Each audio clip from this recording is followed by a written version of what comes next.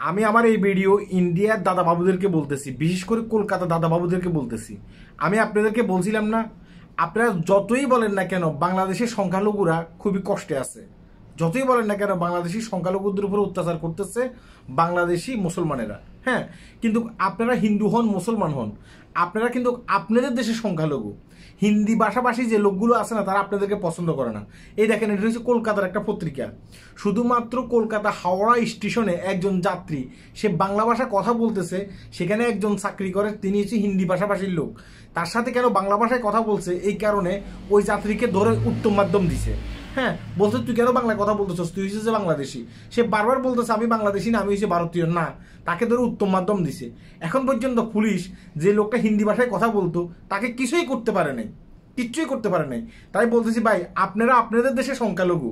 হ্যাঁ, আপনি হিন্দু হন মুসলিম হন, আগে নিজেদেরকে সামলান।